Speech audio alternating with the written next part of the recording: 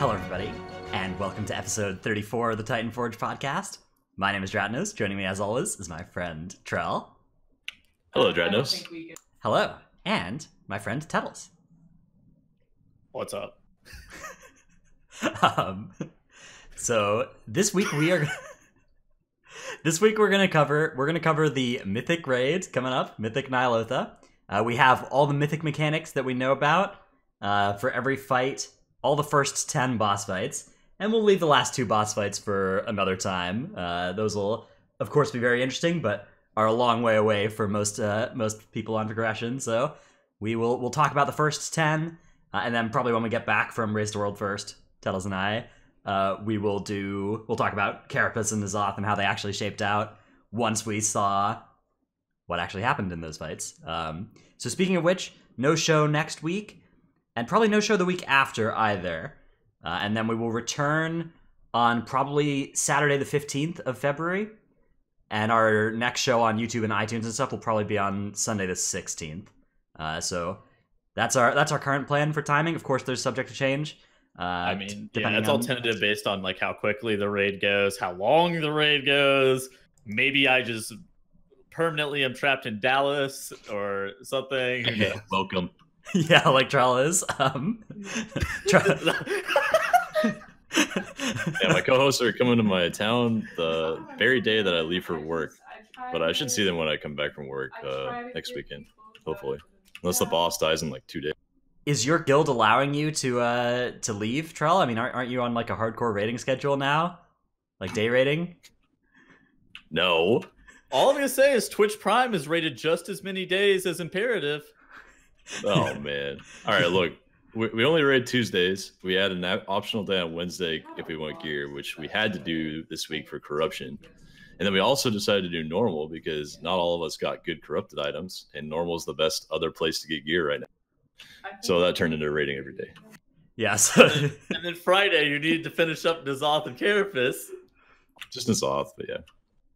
Yeah, so the Optional. old 1 mandatory, 3 optional schedule. Yeah, it's a it's a classic. Look, I don't want to be there either. Welcome to NA. Well, I mean, it does make sense though that like a guild that is built around gearing people up for Mythic Plus this time around has to go a lot harder than it used to have to get competitive items. Like in Eternal Palace, you kill the Folly boss and you kill the Coral boss eventually, and you basically have it all. But nowadays, it's almost every boss drops at least a high chance of high corrupted items, and the only way you can't Titanforge your good items anymore. You gotta get them from the more locked sources, the not farmable sources. Funnily enough, I was more incentivized to do normal this tier than I've ever been this expansion because of corruption. Yeah. So I think corruption may be worse in that aspect than Titanforge. Well, it's because a lot of the corrupted items prior to like Thursday didn't scale with item level at all. That has been hotfix changed to where some of them are really, really bad at low item levels, notably like Infinite Stars and Twisted Appendages and all that. Yeah, and the Gushing but not Wind. Echoing Void. Echoing Void and Twilight Devastation are still really good at 410, 415 item level, so I'm still trying to get those. Yeah, those effects are still scaling off max health and not with item level. It's a little bit interesting.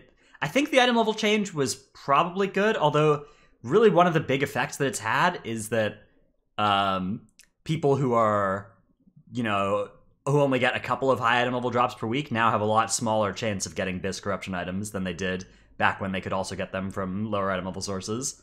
Can we talk about like what the fuck is wrong with like Mythic Plus? Because I feel like you get 0 corruption pieces from PvP and Mythic Plus, but you get like a lot from World Quests and you get even more from Raid. And I'm just like, it doesn't make any sense. Okay, so first of all, it looks like they may have hotfixed some of the drop rates when they did the when they hotfixed on Thursday or whatever yesterday the Infinite Stars and stuff. It looks like there's a chance that those have that World Quest drop rates in particular of corruption have gone down. I think so, yeah. Those were certainly very high corruption rates for a while. Have Mythic Plus drop rates gone up from no, it doesn't look like 0 out of 10 runs to like Mythic, maybe 1 out of every 3 runs? Mythic Plus end of dungeon last night, but it seemed lucky. Yeah, the end of dungeon rewards from Mythic Plus seem very unlikely to corrupt, which is, not. I understand their desires to not make it so that we have a huge incentive to farm a lot, but unfortunately, the effect is now that the amount of hours spent farming needed to get the gear has gone up rather than down, right? So there's and the system sucks right now because you don't have like a library of corruption pieces that you can pick from. You just like take what you can get, and if it's not the best in slot one, you're just like, oh shit, I'm doing 10% less damage. Yeah, this is so stupid. But if you get the good one, then you're just like hard-earned raid spot right there, dude. I this is why I think that all pieces should have like originally been corrupted, because like it just takes so long to be able to get to those pieces. And then it also like generates, you have like there's like item level disparities that you're actually picking from, as opposed to right now where you're only picking trait disparities. You're only picking for trade, as opposed to there's no item level distinction going into it. You will start making item level distinctions as soon as you have more corrupted pieces, right? It's just right now when your corruption budget is not well spent, you're just looking for any way to spend your corruption budget and get to like 38 corruption or whatever, 39. Well, this is the most important point of the patch, right? Like the first like 3 or 4 weeks of the patch are by far the most important. And if you feel like the patch is just trash the first couple of weeks, you're just going to stop playing. Yeah, I definitely agree that it's not a good feeling right now for if you don't have good corruption. I'm like desperate. I'm doing every single blue item world quest. I've not gotten a single Echoing Void, Twilight Devastation, Gusting Wound, Infinite Star on any character. Do you guys have And my Prot Warrior, which has done like 24 bosses this week, 20 Mythic Plus keys, every world quest, every vision, every invasion, every emissary, has gotten none of those, and I've gotten 2 corrupted pieces that are good, and they're both avoidance. That's it. Pog. Yeah. So 20% avoidance on my warrior. I think what they could have done is they could have made like corrupt the tiers based on item level instead of just random. So like, okay, what if 410 to 430 was always a tier 1 corruption roll, and 435 to 455 was always a tier 2 corruption roll, and then 460 plus was always a tier 3 corruption roll? And that way you could, if you were doing heroic and high mythic plus, you only needed a couple corruptions to fill up most of your corruption tier 3 budget, and then you could fill in with some pieces from lower. Well, part of it too is that like the passive stat procs and like Gushing Wound and shit like that are only like 15 even at tier 3. Well, Gushing Wound they just don't have a tier 3. Yeah. Well, and the like, stat procs do, but they're on a smaller. They're procs, squished. Yeah. Exactly, and that would be how you have to fill up your budget. You would take like one high budget item. You'd take like Infinite Stars rank 3, Echoing Void rank 3, like one of the high budget ones, and then you would take one of the low budget ones, which is like Gushing Wounds or like whatever else, and then you would just equip those. That would make the most sense, like what you're saying. I think I agree with that. Yeah, some way to just make it so that you're not there's just so many wheels of RNG that are you need to stop all 3 wheels on a good roll to really get a good outcome, right? Yeah. And that is tough right now. I'll be fine in like a couple of weeks when I have options, like we said.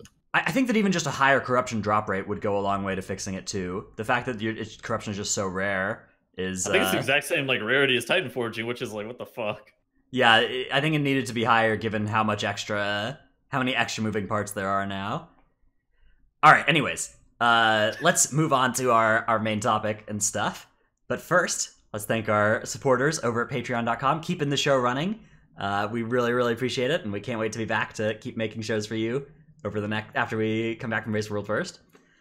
Those supporters are Ahar of US Proudmore, Paul of US Proudmore, King of Skills, VTech XD, Rock, Zuko, Ja, Uncle Please Invite, Khalifa D. Pog, Drunk Swede from Legion of Lemmings Argent Dawn EU, Mrs. Tettles, Actually Tootsie, Heltari, Ishio, Blue of Emerald Dream, Chromed, Seraphicus, Trekkie, The Marsh Hare, Regulus, and Never Nude.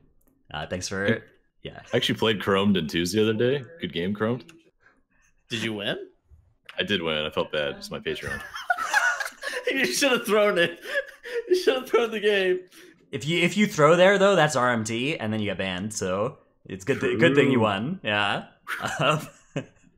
Yeah, if any of you would like to have your name read differently or whatever, or if you're on that list, or you're not on that list and you should be, just ping us in Discord and we'll fix it, by the way. That's basically the best way to get in touch with us on Patreon-related matters.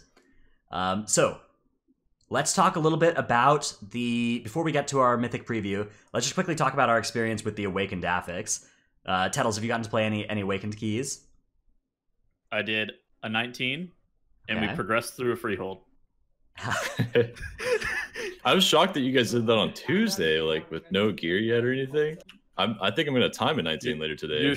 You're shocked? I mean, okay, so I don't know. We were just like, let's get this out of the way. I don't really want to deal with this for the rest of the week, and so I did a 19 on Tuesday. I don't know. I've been putting a lot more time into PvP than It makes sense. grinding Mythic Plus. One high key, and you're just done. But PvP, you've got a lot of work to get to your high rating. Yeah, exactly. Yeah, and like if the corruption drop rate from Mythic Plus was higher, it would make sense to maybe spam some 6s. But yeah, I definitely agree with that. If the corruption drop rate was higher, then I'd probably be more inclined to do 6s and just get like 1800 in PvP. But the corruption drop rate is the exact same for PvP and Mythic Plus, and it's bad. So I'm just like, all right, well. Also, can we just talk about how extra items don't start being awarded above level 6 this week? That's really lame. Like, you should at least get. Yeah, I forgot about that. Like, so you still only get the extra items at level 16 is when you start getting the 40% chance per level of an extra item. And item of reward isn't higher in a 16 than it is in a 6. So there's just, like, an awful dead zone where you're not getting any benefit for running keys. So, like, if you've already done your high weekly key, you have no incentive to go do another, like, to help your friends with a 15. There's, like, so little loot from it. I think that they should really, on this first week, also increase the drop rate above 6s of items, if that's going to be the ceiling of loot. I'm not super hot on Mythic Plus this week, too, because everything feels like just a fucking drag, and I know that, like, 4 weeks from now, I'm going to be literally doing twice as much damage as I currently am, so I just sit there, I'm like, Yeah. Or I could just do one key and just not bother. Definitely one key is the outcome of the current set of incentives, and the fact that it's also bolstering week, so you can't really, like, it's not really fun to just spam 6s on bolstering anyway. Are Nerf and Fu going for rank 1 world? No, they're just doing keys like I am. I mean, I think it's fun to make the new routes for the season and kind of set the meta in some way. That's my incentive to do. I get that. All right, let's move on to our tip of the week. My tip of the week is that they've changed the drop rate for Coalescing Visions upwards. So if you are doing daily, weekly, and bi-weekly stuff, if you're not missing out on daily Lesser Visions, if you're doing some daily quests, you're now getting extra Horrific Vision runs that you didn't get before. So instead of having not very much room for mistakes before you start pushing back your rank 15 cloak date, your rank 15 cloak date is now safe, assuming you're doing daily stuff. Even with some mistakes or fun runs in there, you will still be able to get rank 15 the week that it's available. What you're going to have to do is a couple weeks before rank 15 comes out, like on the rank 10 week or whatever, you're going to have to start stockpiling your runs. But until then, you can do some fun runs, or you can do some, runs for gear, run for corrupted mementos, runs to cover mistakes or DCs or whatever. Those are all allowed now. If you are not doing daily quests, and every daily Lesser Vision, you should probably continue to stockpile all your runs and not do anything beyond your cloak cap each week. There's not, like, you really can't go wrong by not running once your cloak is capped, but you do have some space now where if you want to have fun, if you want to help a friend, if you want to record a YouTube video, you can go and do an extra run and not be hurting your character anymore. Trell, what is your... Oh, and a quick question from chat. How do you tell what the cap is each week? It just goes up by 1 each week. So this week, at the time of recording this, your cloak is capped to 7, and each week afterwards it'll be increasing by 1. So you can tell because you won't get a quest from Rathian until the cap goes up. So if you don't have a quest from Rathian, you're not getting a cloak upgrade from your run. But Dratnos, what if we use Party Sync? Yeah, that was how the person got rank 7 on that first day, right? It was the Party Sync abuse. Yes, and they got banned. Yeah, A of all, if something like that works, you better make sure nobody finds out about it, or else you're getting reported and banned. And what about the guy who's got all the 375? Yeah, Man, that's all that was. All the Mythic ass, right? Yeah. All right. So let's think this through. Okay, so basically, what we're talking about is there was a screenshot going around of this guy, of an armory link of this guy who had 3 475 pieces of Azurite. Okay, 1. Abusing the system to get 475 Azurite is bad and it's a good way to get banned. 2, who the fuck is dumb enough to actually equip that, like, right now? Just wait. Like, literally wait until the patch hits and then you equip it.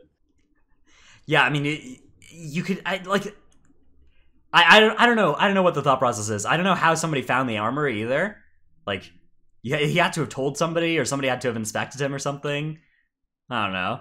Either way, don't do abuse, people. Don't, like, if you're gonna abuse something that is, there's just no way that you could have gotten that legitimately, right? How'd they do it? Easy to get banned. They were Mythic Plus. They were Mythic Plus just stuff. don't do So that. he was abusing Residuum somehow. Yeah, there must have been some Residuum bug that that person abused. Anyways, Joel, what is your tip of the week? My tip of the week is do your blue item world quests if you're like me and don't have a good corruption piece yet. It won't matter eventually, but right now, if you don't have like Twilight Devastation or Infinite Stars or Echoing Void, Gushing Wounds, you could potentially get a big upgrade from like a 415 belt from a world quest that rolls that. But it should be irrelevant next week, hopefully, once people get more corrupt. Yeah, I think that's hopefully true as well. All right, Tettles, we have a clip of the week. Ooh, I see you've gone with one from my stream here. Ah, yes, the Dratnos clip of the week. Oh yes, there are a couple that you could have gone with. There's one where I cheat torpedo off the edge and on the Zoth heroic. Oh no, really? Okay, so for those who don't know, who are normal people, there's like water off the edge in a Zoth that you can jump into, and it like instantly kills you. A Dratnos. I did see that clip. That's a good clip. Yeah, that was unfortunate. We killed at that pull as well, though. We'd been progressing on it for like, that was our alt run. But I came on my main because my alt was already saved. Okay. Here is this clip then from Tettles. Dratnos is just toxic, honestly. This is a pretty toxic clip, although to be fair, these people did murder me with the PvP, the war mode thing where you could become hostile to your own faction. So they did deserve this. I won't. Oh, this is how you're justifying it. Yeah. Take the res. Oh, you can set the trap. Oh, he's looking at us. They'll take the res. Yeah, so he's got the Vexion debuff. Yeah, I have the debuff from the trash. The Annihilation or whatever it's called. No. Oh, that's from the boss. Yeah, if you're a tank player, make sure to target your most wild person in your raid group. In this case, it was his raid leader, Jason XE Raw. Well, Jason was Tettles rezzing. raid. Make sure to target Tettles. Yeah, I'm gonna get killed by this. The other fun thing as a tank is to just stay on top of somebody you want to die when you get the Void Ascendant casting on you, and it just spins around wildly casting on them. All right, let's move on to our Mythic raid preview. So we're going to talk about all the boss mechanics on Mythic, except for, again, Carapace and N'alotha, we will not be covering. Here is our boss order. So Rathian, Mott, and Skitra are the first three, and then the raid kind of splits into these three wings, as we talked about last week. If you're interested, last week is our Heroic preview. We're not going to be covering mechanics that exist on Heroic unless they dramatically change or become more relevant into Mythic, and we'll not be covering too much. We'll make some predictions about which bosses we expect to be hard and easy, but there's a lot that, it just kind of remains to be seen what tuning they've ended up on. So we'll start off with Rathian. Tettles, what changes about Rathian on Mythic? Basically, Rathian actually gives you a slow whenever you're moving around, and it stacks up to 50. And once you hit 50, then you do like, I think it's like 300,000 damage per tick. So do not go to 50 stacks under any circumstances. I think the debuff is like 45 seconds long. So just standing still for 45 seconds or like being pre-spread for the circles or something like that is probably the best way of dealing with this, just because, yeah, like taking 300,000 damage is not really a thing that you can do. Yeah, so this... How exactly does this debuff work? Is it one of the ones that like doesn't refresh duration if you move, or does moving refresh duration too? Moving refresh duration. Okay, yeah. So you have to stand still for 45 seconds to make it go away? Yes, correct. It seems pretty unlikely. Maybe there's like one point in the fight where DPS could do that, or tank. Probably not tanks, but maybe. I think it stacks up pretty slow though.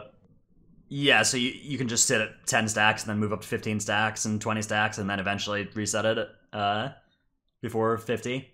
Intermission is dispellable, right? It's a magic debuff. Oh, is it dispellable? Maybe I'm just stupid. I didn't assume it. I didn't think it was. I heard a while back that you could revival it, which I assume means it's a magic debuff, but I'm for sure that like Tiger's Celeste and Blessing of Freedom and Cloak of Shadows, any immunity would probably remove the debuff. Yeah, no, if you can remove it by like shapeshifting and like Tiger's Lusting and shit, then it's probably not as bad as it sounds. Yeah, I assume that's the play. Like you just got to plan on when you want to remove your own debuff, and if you can't, if you're like a warrior or something, then have a healer dispel. Yeah, we assume this boss is not going to take very long for most guilds, right? It looks like this is going to be one of the ones that goes down fairly easily. The other thing that changes here is that crackling shards, the little spires that show up, now leave behind a lava pool. So clearing out the ones in the space of the room that you most need is probably a little bit more important than it was on Heroic. Although, again, we doubt that this will ever really wipe you, unless you're in a really low DPS group that goes through many phases. I don't know what the Enrage timer is going to look like, though, so that might not even be something that's feasible. Alright, next boss fight is Prophet Skitra. Man, how long do you think this boss is going to be on Mythic? It's already a long boss on normal and heroic. Skitra? I think so, right? Isn't there a mandatory? Yeah, like, it always does 4 illusion phases. Yeah, 1 every 20%. So yes, I expect this will be a fairly slog of a fight, like 7-minute or 6-minute or something. This fight is weird as fuck on Mythic. Yeah, so Mythic is really cool here. The way this works is that you will have your 2 different debuffs for the entire fight, and each debuff will every single ad that spawns will only be visible to half of the group. So, you know, on Heroic, those walls that come walking across the room are visible to everybody. In Mythic, they will be visible to only half of your players, and you will need to... that group will need to tell the other group where is safe, and so that they don't stand and get immediately one-shot by it. And similarly, the other ad, the one that you have to run away from and kill, is also like that. And so you're going to have to use world markers probably quite a lot to indicate where things are. I have the technique for this. Double Guardian Druid. Okay. And 2 you have mass them... roots. Yeah, Yes, because they're going to be in separate phases from one another, so you'll always have a mass root for the wall. Okay, what if my druid is barely level 120 with 1 Heart of Azeroth level or whatever? Well, he is probably below a Blood Death Knight. Yeah.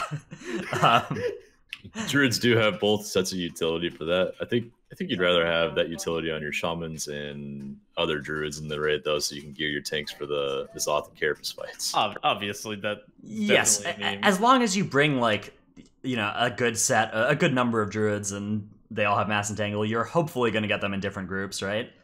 Right. And if you don't, then you can panic one of the walls and be fine with... Something I didn't know is if half the wall is on... Like, I didn't know if one side saw half the wall and the other side saw the other half of the wall. Or I'm not sure either exactly how it works. Saw the whole wall and the other one didn't. What if there are 2 walls coming from the different sides, one for each group to see? That's what I was saying. Okay, yeah. I'm not sure. Yeah, that's why I was like, I wasn't 100% sure on how exactly it worked. That's like one of those things that I have to like see in person. Like, but like from how it was described, there's definitely some shit with the wall. There's definitely some shit with the ads, and like only one group can kill the Psyche ad as well. Do you guys remember Mr. Sazine from Tomb? I think this boss is going to be very similar to that in terms of movement, where you just, like, even though half the raid can't see the wall, you just follow the leader and move tightly as a group, right? Yeah. You just stay together so you don't get hit by the, by anything. I actually like this fight. I think this is going to be interesting on Mythic. Yeah, I think for a second or third boss, it's hitting a pretty good mark. All right. Better than Blackwater. Yeah, and again, the strategy we like for this is the 2 tanks. One of them puts a world marker in front of all the Skitras they see, and the other one calls out which one they see a Skitra in front of. Well, that's going to be different on Mythic, because only one group can even see the ads. Or no, only one group can hit the ads. Only one group can hit the ads. Not one group can see the ads. Only one of the groups can hit the ads. I'm talking about the other, like the heroic mechanic reminder. Yeah, the illusions. Only one group I think can hit them. I think that that mechanic is carried over from heroic the same way, but we'll see. Yeah, we'll see. Yes, we'll see. Holy shit.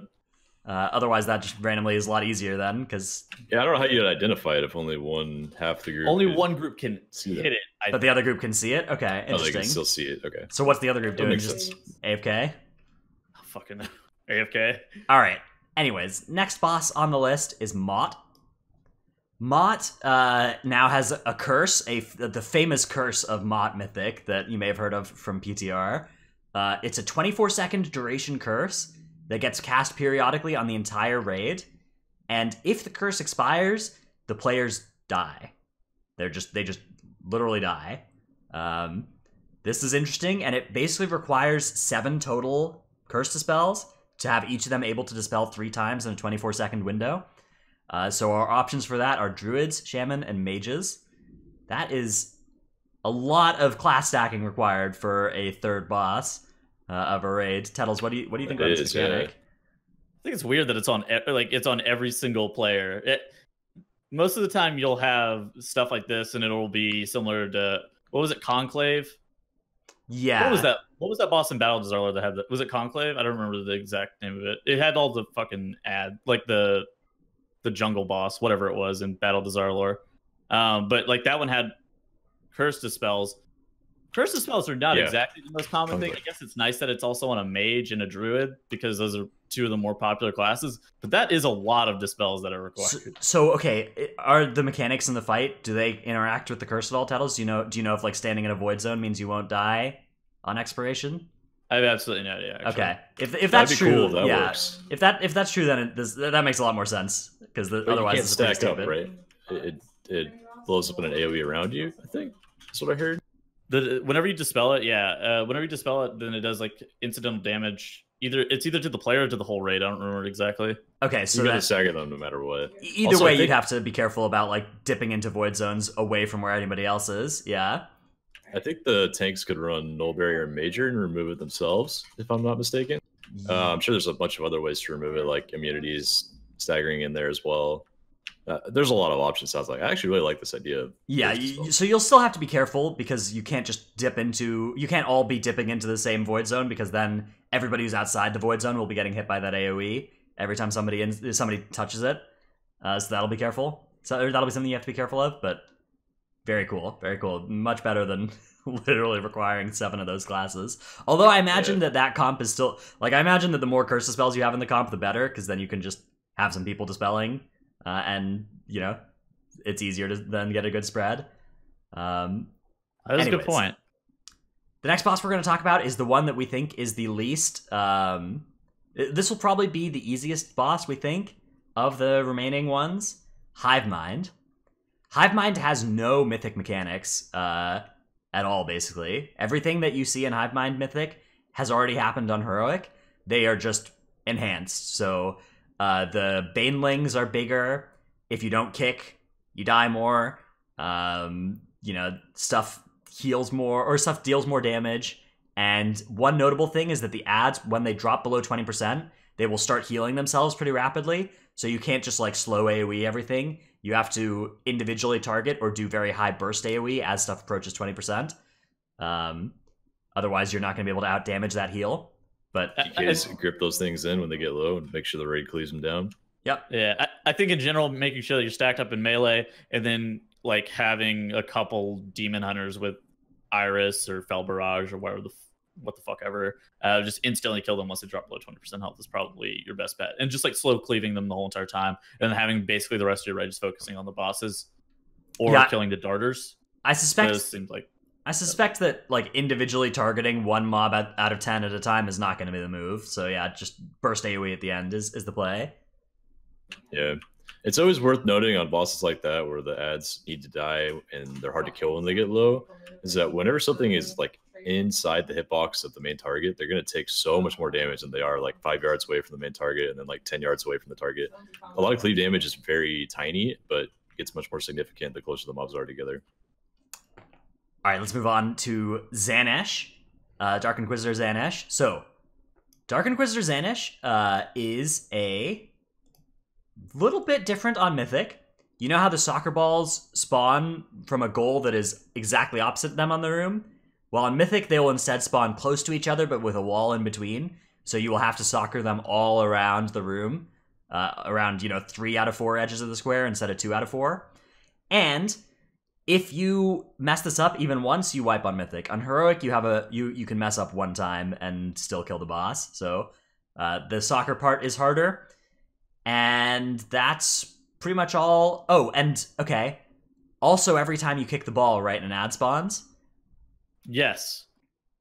Yeah. So that is. So basically, whenever you kick the ball and ad spawns, the ad will do like a 3-second cast, and if he completes the cast, then we'll do a fear that will fear your whole entire raid group and do a decent amount of damage.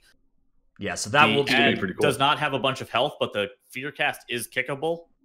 So minimizing your amount of kicks on the orb is quite advantageous, as like splitting a bunch of damage or like having to like panic range kick far side adds whenever like the dance is going on or anything else would definitely be in your best interest. So your people need to be good at soccer, yeah. I think the raid, you probably want to pull the boss around behind the ball as a group so that you can stack the boss on the ad and it just gets cleaved down. I'm assuming that's probably going to be the boss follows the ball and you kill the ad each time. That makes a lot of sense. Yeah. Beyond that, this will just be an execution fight. It'll just matter how good your soccer players are. So you better hope you have good healers, I guess, right? Because you're going to be sending... Most of the time, you're going to be sending healers or tanks going down. Well, you can each only go once, I think. So you'll exactly. play different sets through. But like your healers and tanks are going to be... I would assume you rotate all healers and all tanks through at least once, and then you're going to have other, just like DPS, just filling in the extra slots. You also, so on normal, you can fail the soccer twice. On heroic, you can fail it once. On mythic, you cannot fail it at all. Yes. Otherwise, you just instantly wipe. Right. Yeah. It's also worth noting when you're down there, you do 99% less damage to the boss. So that's one of the reasons why healers are really good to go down, because I think they can still do full healing, right? Yeah. While they're in the soccer ball tentacle thing. Yeah. And then a good comment from chat as well that we've noticed too is that this is definitely something you can solo tank. As long as you reset the stacks of the Abyssal Strike, it's not going to be too lethal. The Abyssal Strike itself doesn't do too much damage as long as you don't have a lot of stacks.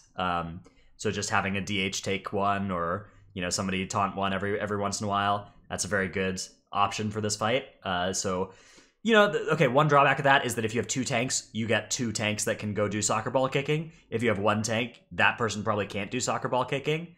But it's still probably worth to drop the tank for DPS. It's definitely worth to drop the tank for a DPS, but not having them in on the fight reduces the amount of gear that they're going to be getting. Yeah, so that if your theory is that this is like World First Guilds, for instance, will not be playing optimal comps for most of these bosses. They'll be playing comps based on who they want to gear, right? Based on who needs gear from these. You'd definitely rather have more DPS and just be able to gear more DPS.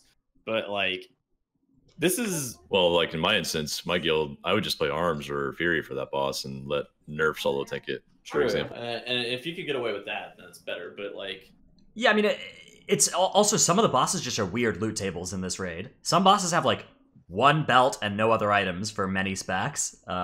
It's bizarre. So I don't understand what is going on with the loot table instances. Why are trinkets all so dog shit? And why is that stuff like that where it's so I have one off piece available from this boss, and you're just what the fuck? Yeah. Speaking of trinkets, the trinket off of Wrathion, the very first boss that gives you a nice haste buff, but also gives you wings and slow fall random. That trinket is so troll in dungeons. I'll just slow fall. Yeah, you jump and and I'll randomly get slow fall, and I'll go to Narnia across the map. You know what else gives you wings, Trill? Red Bull. Red Bull, and they're sponsor of the Complexity Limit Race the World First at the GameStop Performance Center. Let's fucking get it. All right. Up next we have Shadhar. Shadhar is the boss gets a hungry debuff every 5 seconds. And if it ever gets to 10 stacks, the boss will deal 250% increased damage. So you need to feed him little morsels that spawn from the miasma blob that spawns on players. And that's kind of all there is to him, right? You only have to feed him, yeah. Miasma blob also roots instantly whenever it fixates a player. I don't know how the fuck you're supposed to deal with that, I'll be honest.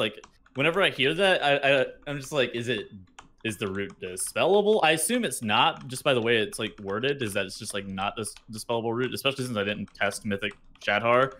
But as soon as you get fixated by the miasma blob, you're rooted in place, meaning your whole entire group has to probably get away from you.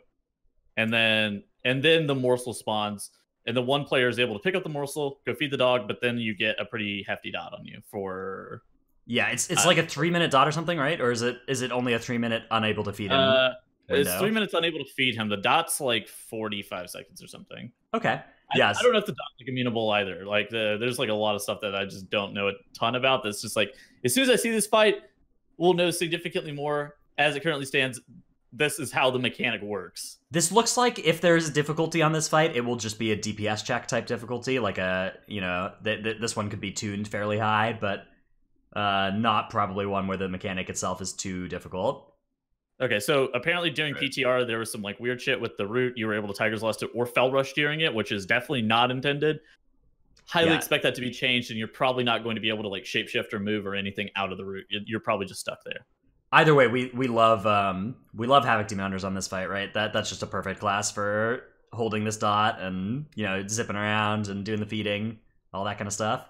Or if you just cloak off the dot, Rogue. Yeah, Rogue would be good too then if that plays. I suspect this will be something like they do this kind of immune mechanic recently where you can immune the damage but not remove the debuff. My guess would be that would be where it lands, but we'll see. We'll see exactly how it behaves. Because players got pretty degenerate all through Legion. We're just like, oh yeah, we immuned everything. Can I immune that? Yeah. Is that a thing? Yo. Okay, so Ice Block doesn't work. Check Turtle. and then can I pre-immune it? Yeah, and you Can I pre-cloak that shit? Feint? Yeah, there were lots of stuff like that in Legion. I mean, Feint, Feint, I can't believe that Feint is just an immunity on a 15-second cooldown. It's so good. Did somebody say Fallen Avatar? My rogues are just standing in melee? Yeah. Oh, dude, I'm so good at soaking now at 20% avoidance. That's my specialty. Nice. Yeah, very corrupted. Very cool. Very funky fresh. All right, let's cover the last not wing end boss now. Drestagath.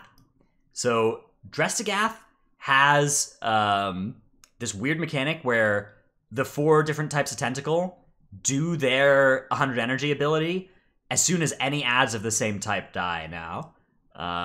Which means that you kind of have this little hectic moment when you kill adds. And I think if you can kill 2 tentacles of the same type at the same time, that'll be good too. You'll minimize the amount of 100 energy abilities going out.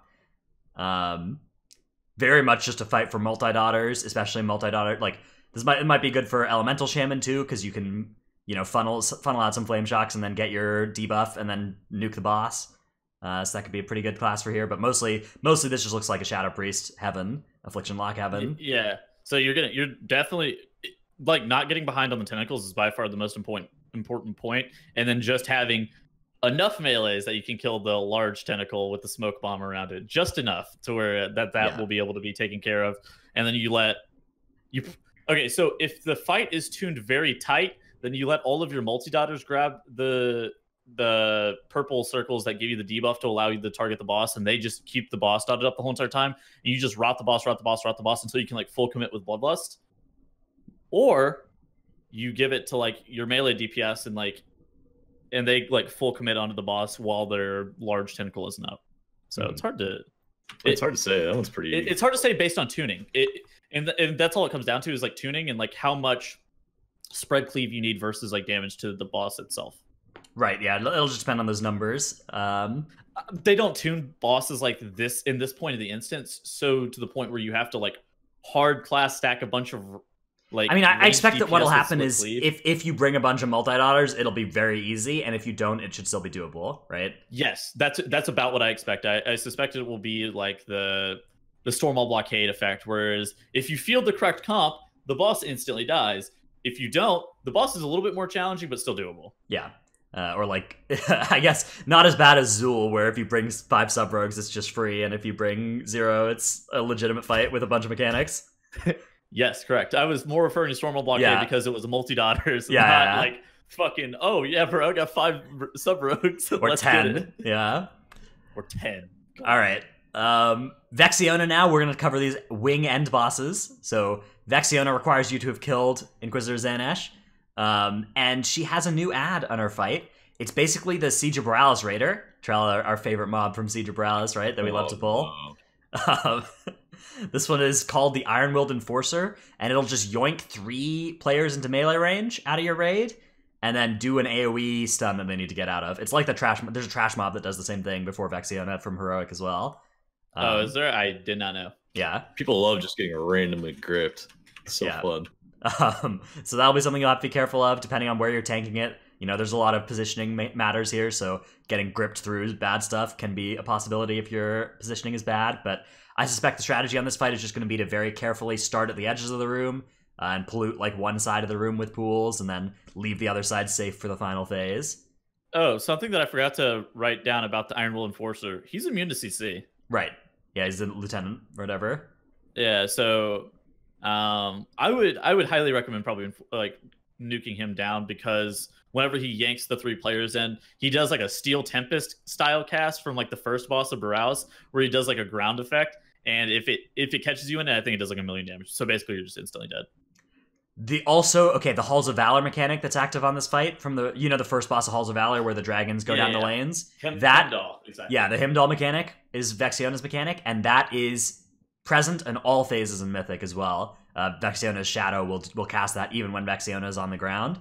Does the shadow of Vexiona still work the exact same way as the normal Vexiona thing, where it targets like the biggest clump of targets? I think that it aims at the lane with the most players. So but you're going to want a balance of players where you want, like, you probably put like all of your healers and your melee DPS in melee, and then you field as many ranges as you possibly can, and then you just like set them on the outside. I initially thought that this was going to be like a melee heavy fight though. Yeah, it's fine if you're a bunch of melee, right? You have time to dodge that thing and move the boss. You just one side of the room is the tank side where the frontals get aimed, and the other side is the melee side, and you just kind of move up and down, staying on those sides. Something that I'm going to have to test myself is like that Iron Will Enforcer. All like grips are really shitty grips, and you can just like wild charge out of them or disengage out of them. I highly suspect I'll be able to just like disengage as soon as you get targeted. Yeah, true. All right, so we think that this is probably going to be the easiest of the 3 wing end bosses. We think Ra-Den and Il'gynoth are more likely to be real walls. At least I do. I don't think that any of the bosses before these are likely to really be walls for World First progression. For later guilds, I could see maybe Xanesh being a tough one to execute well, depending on, like, you need all your players to play good soccer, and that can be hard. But I think that most of the difficulty in this raid is heavily weighted towards Ra-Den, Il'gynoth, Carapace, and N'Zoth itself. Let's talk a little bit about Ra-Den next. Ra-Den in Mythic has a 3rd orb, in addition to the Vita and the Void ones, right, Tettles? Yes. So basically there's a 3rd orb, and I did not write down what the name of the orb is. However, it's like a fire style orb, and basically whenever it hits the boss, it will cast missiles at every player's feet, dealing a pretty significant amount of damage. Basically, you die if you get hit by them. So you have to like dodge out of the missiles if it hits the boss, and then it spawns a Night Terror ad, which casts this thing called Dread Inferno, which think of like the tornadoes from Radiance of Ashara, except it's like hard fixated onto a player. And it's like the tornadoes from the first boss room in King's Rest, right? The ones that are just heat seeking and chase you from the warriors in King's Rest first room. This one like fixates, so it's a little bit different. Right, and that's how the ones in King's Rest work, I'm pretty sure. Oh, okay, never mind. The ones in KR... It almost feels like they fixate. They spawn in front of the... I thought the ones in KR... Yeah, I thought those were just circular. No, they definitely fixate me, man. That's how I always get hit. It's definitely a fixate. Yeah, they fixate Dratnos only, yeah. Yeah. The Harwins fixate, kind of. On initial cast, they fixate, yeah, and then they go into a circle pattern. Okay, but those don't fixate you, Dratnos? No, I can dodge those ones. Come on, Tettles, don't be ridiculous. But yeah, okay, so you basically have to dodge the tornado that is fixating people. And that is... Okay, then there's the Unstable Nightmare mechanic as well on Mythic. Unstable Nightmare is a debuff that will go out on random players, and it has 5 stacks, and then it explodes, and anybody within a 15-yard radius to the player, I think they just die. So you have to get like out of your rig with it, and then once that once the explosion goes off, I think it's after like 6 seconds, then the debuff goes to the nearest target, and then you lose 1 stack. Yeah, so it's like the Vita one that zaps between the farthest targets, but it's between closest targets, and you need to get away from them. It's interesting, especially when the Vita is going on at the same time. This will be pretty hectic. I could see the Vita jumping to the wrong person, depending on how you handle this nightmare. I don't know if those mechanics are going to overlap, but I suspect that they will. Wait, no. I think this is only during the... Oh, only when you've killed the fire orb? Yeah, I think this is... I think that may be from the ad. I think the Unstable Nightmare... Actually, no. I thought the way it works is that you get... I thought the way it works is you get 2 ads as well, like whichever sides you Oh shit, you're right. Yeah. Okay, so I'm not sure. That's definitely right. Man, there's a lot of new stuff in this. Yeah, mechanic it depends on exactly how the orbs work. Like if you're gonna get 2 ads and 2 of the orb mechanics, or 1, that'll matter. We'll have to see exactly what the overlaps are like. The other final new mechanic on Raw Den is called Corrupted Existence. It's a 30-second debuff on 3 targets. It instantly deals damage to the players, but then it also increases their max health. So it basically just makes their health bar at 50% or whatever. And then if they ever get topped while they have that debuff, they die. They're gone. So you have to be very careful to not do too much like massive, like not hit revival or whatever when this is out. The players affected, if they're like warlocks, just throw on Burning Rush. Take some avoidable damage if it's not going to kill you. I don't know. Just keep yourself from getting to 100% health. What if there's are there any like healing absorb trinkets in this new raid, like there was in Crucible Storm? Talking about like Voidstone? Yeah, like Voidstone would be really good for that, but obviously you're not going to wear Voidstones if it's not super important. Just put Artifice Major on. Artifice Major only covers like 8 seconds, right? On them. It could be good if they get close to full though. Yeah. Yeah.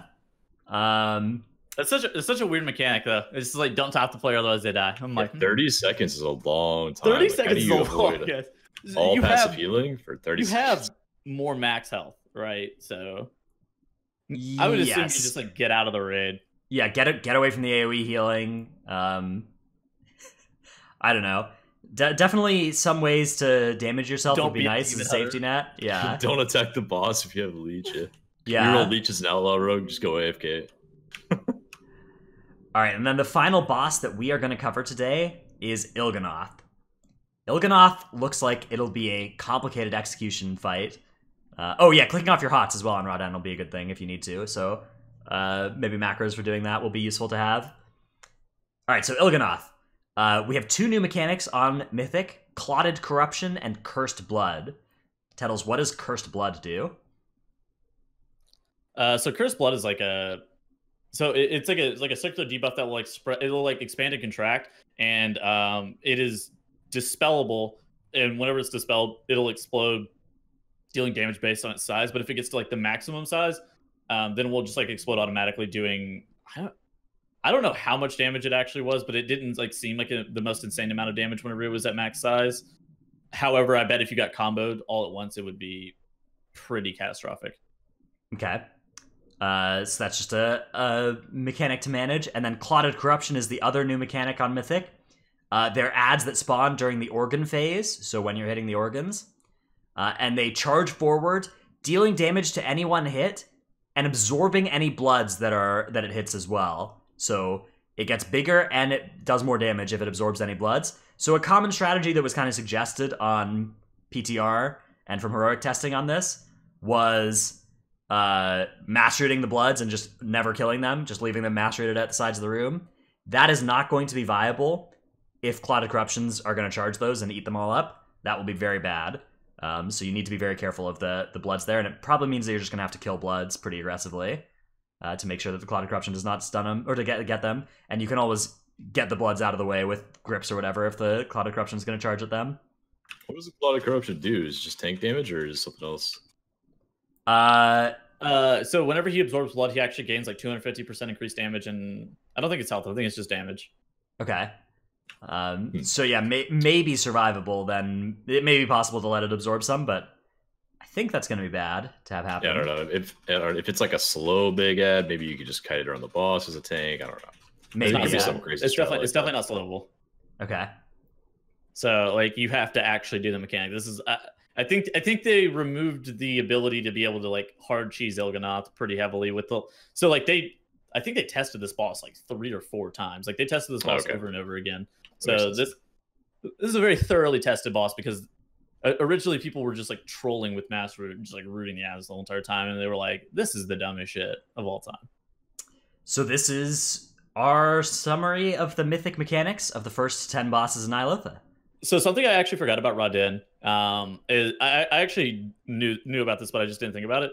People are like tanking the boss like right on top of where the first orb, like one of the orbs that you want to eat will spawn, so that Rodden will instantly absorb that orb. Then you'll kill one of the far side orbs, or like you'll move the boss away to where you have more time to where the orbs won't just like contact with the boss, so you can actually deal with one of the ads a little bit quicker. Okay. And you just want to start that process as fast as possible. You want to start the process early because a higher uptime with 2 ads at once is not right. You want to stagger when you have the ads active. That makes a lot of sense. Yeah. Very cool. Okay, I'm super excited to see what our friends in Limit and Method decide to do on some of these bosses. Like some of these mechanics, I bet there's a cool way to deal with them. Like I wish there was a way to just like kite that big ad around Il'gynoth permanently as a brewmaster or something, just with speed bonuses. That'd be pretty fun. Oh, so hear me out. You just do the exact same thing that people did during Star Augur, and you just transcend and you take the ad out of the room and you don't reset the boss because it's broken, and then you just get world third because of it. And then you get banned, yeah. And then your whole raid gets banned for a week, and then that doesn't seem like it's a profitable strategy. I'm not sure that's what you want to do. I don't know, man. That guild did get world third Star Augur.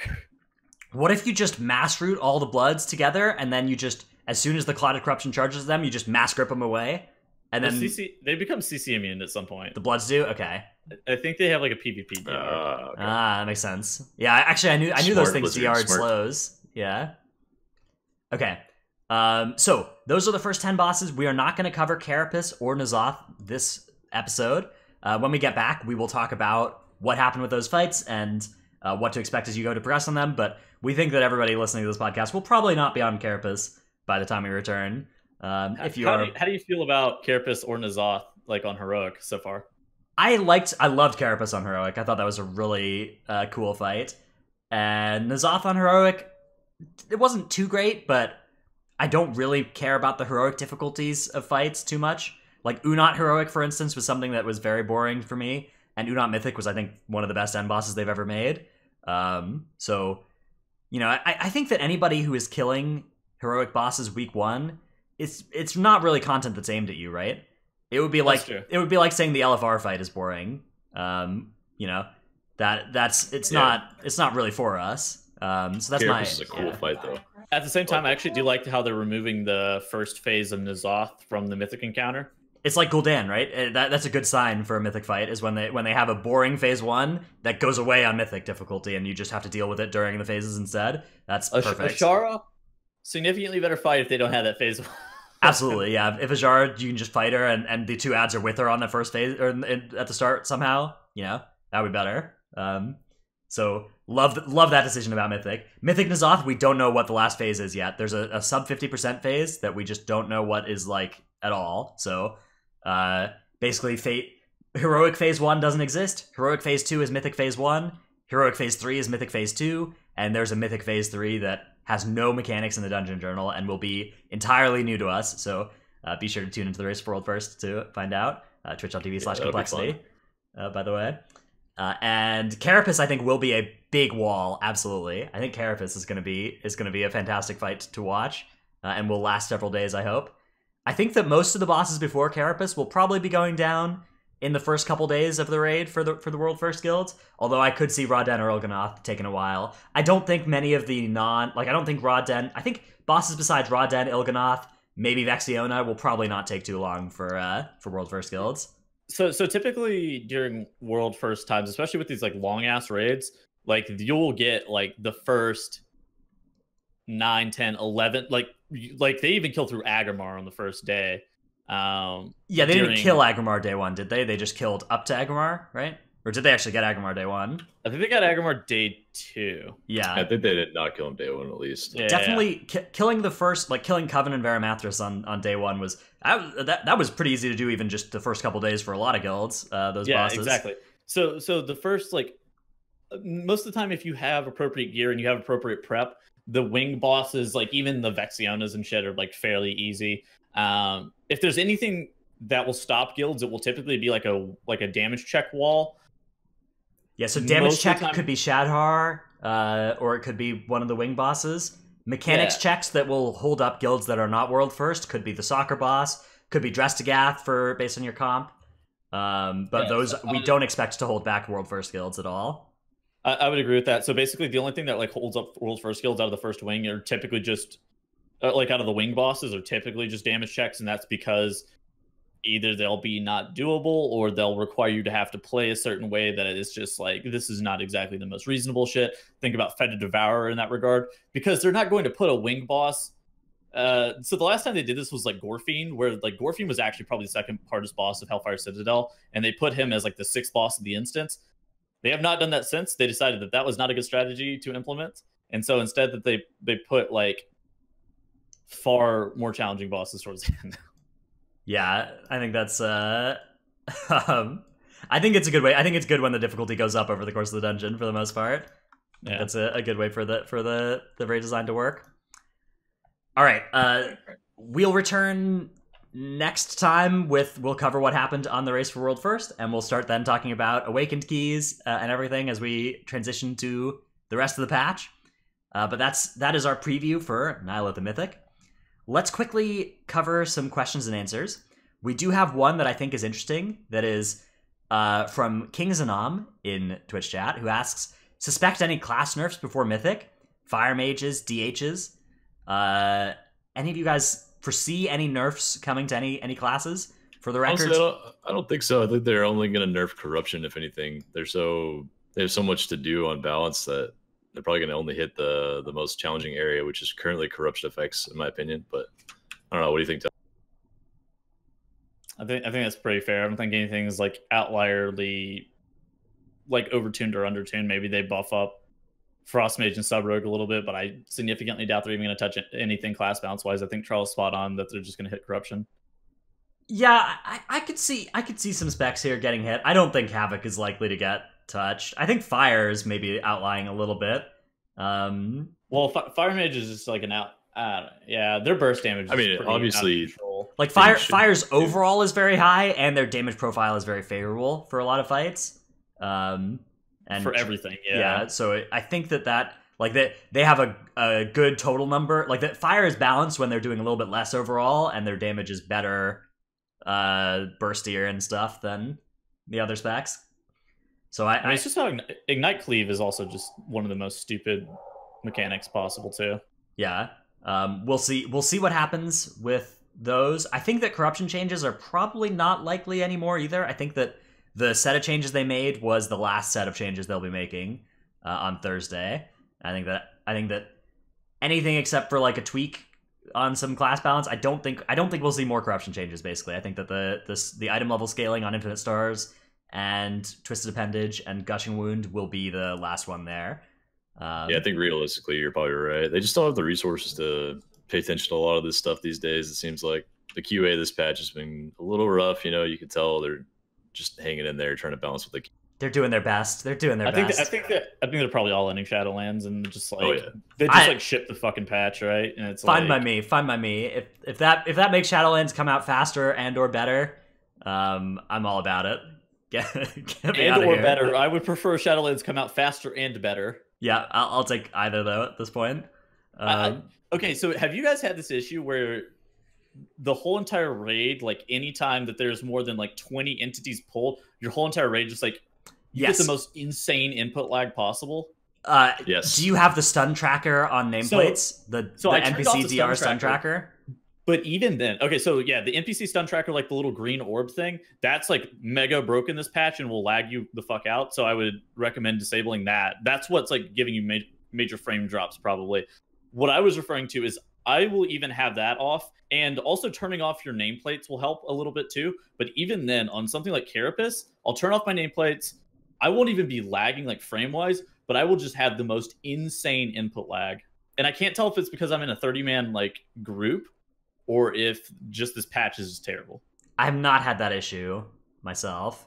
Yeah, I didn't actually lag on the third phase of Carapace, but a lot of people did, and I told everyone to like keybind that before we did it. And I'm glad I had that keybind because it actually helped me out in Temple Run yesterday where we had 1 million Temple conscripts in one. I just turned off my nameplates and I was fine.